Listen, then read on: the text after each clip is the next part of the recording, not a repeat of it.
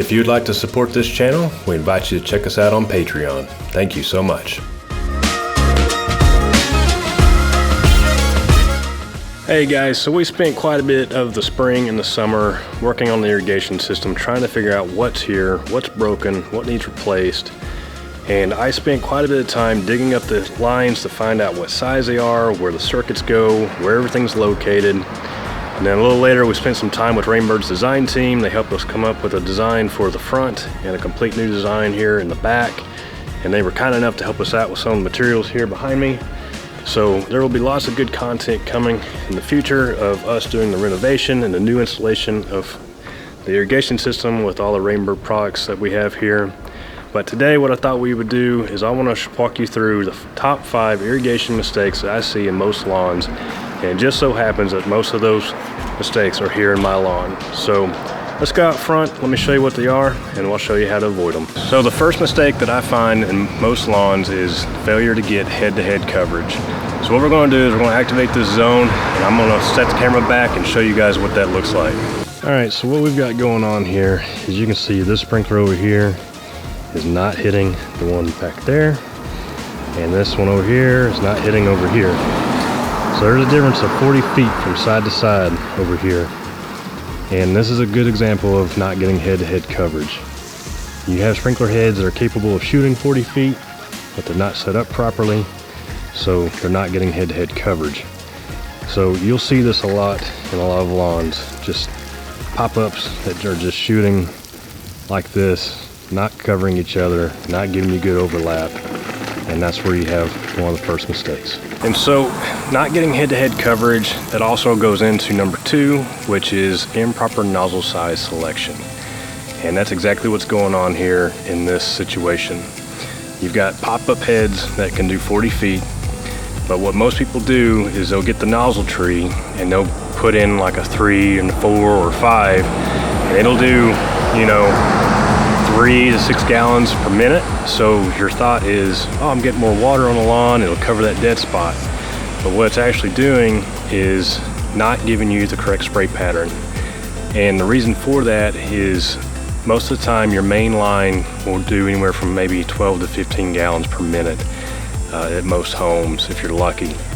And so if you think about that for a minute, say for our example, let's just say we're getting 12 gallons a minute. And if you take a zone that has 5 pop-ups on it, and you change that nozzle size to a 3, so you're getting 3 gallons per minute, well, you've now turned that, sorry, it's so noisy on the street today. So if you've got 5 heads with 3 gallon per minute nozzles in it, you've taken that zone to use 15 gallons per minute, which is exceeding the amount of water that you have available, which is 12 gallons per minute. So that's why you see these circuits, and when these pop-ups are up, you'll see the trajectory of that water just kind of fizzle out, and it's not going where it needs to.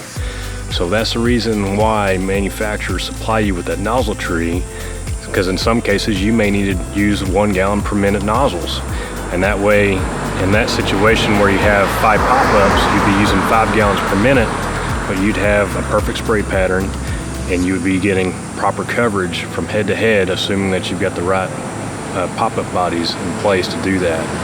So that's exactly how you would design something to get proper head-to-head coverage, but also to have the proper gallon per minute rating that you need to get enough water down in each zone. That way you can avoid the dead spots. The third mistake I see is improper placement or selection of spray bodies. So right in this area is a good example of that. You've got a pop-up that sprays over into the flower beds, but also sprays out into the lawn over here. And the reason for that is because there's not any pop-up spray heads down here to cover the lawn. And this would be a good example of poor usage of this particular nozzle in this application. And let me take you back over here and I'll show you another one. So you can see that this head here is a bad example as well, because it has a really high trajectory on it, but it's spraying right into the trees, so it's blocking the coverage behind it. The lawn's not getting watered. It's also blocking the head-to-head coverage that you need. And this area down here underneath these trees would benefit a lot more from having the pop-up spray heads to give this grass even coverage here. And so you can tell they were trying to get a lot of coverage out of this sprinkler head, but for here, this area would be better used if it had pop-up spray heads. You'd get better coverage and everything would work a whole lot better. So this is one more example of poor usage. This is a pop-up spray head and it's not shooting up because the zone's broken. But I often see these spray head bodies in flower beds, and it's just not needed because it puts too much water in these areas. You typically have mulch and things to help keep water from evaporating in the sun here. So it's just not needed. It provides too much water. A lot of times it oversprays onto the sidewalks and things like that. So this would all be better used if it was replaced with some drip line, and that's what we're going to do, is get rid of these spray bodies, put some drip line in here for these flower bed areas, and it should benefit from it a lot better. And so another mistake that I often see is improper height, improper vertical adjustment. So here's a good example of that. We on this property are on a pretty steep slope.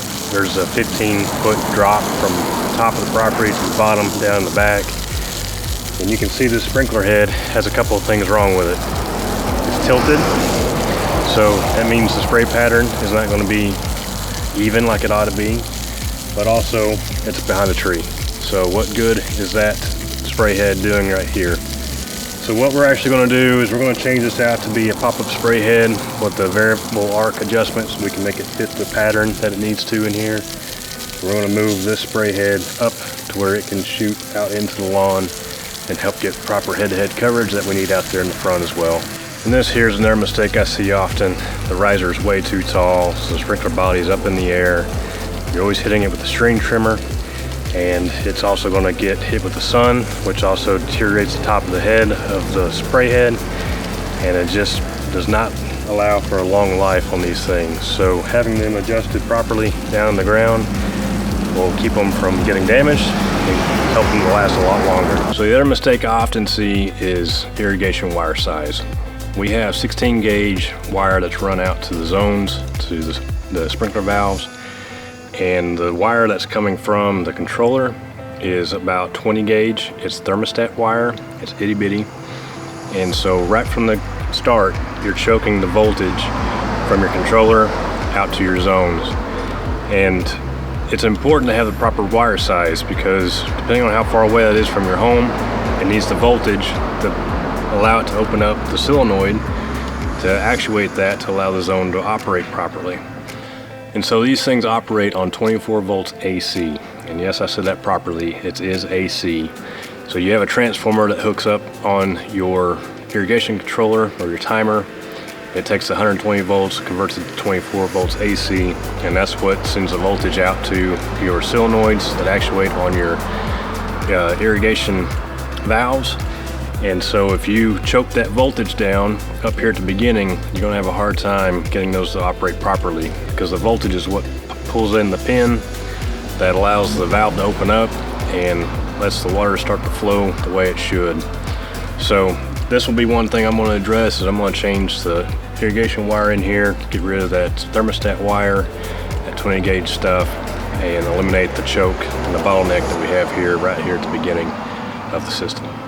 So there you have it, guys, the top 5 problems I see in most irrigation systems. We've got a lot of issues here, and for me, I like to have a plan. I like to know where I'm going to start, what to do, but this whole thing is so messed up that it just got to pick it up and start somewhere. So that's what we're going to do. We're going to start changing out some of these sprinkler heads, changing out these valves, and getting things ready to where they can operate where they should, so that way we can plan for new seeding, new lawn, and lots of good things to come. So thank you guys for watching. Huge thanks to Rainbird for helping us out with this project. Couldn't have done it without you guys. And if you guys haven't already, subscribe to the channel, like this video, and that's going to do it for this one. We'll see you in the next one.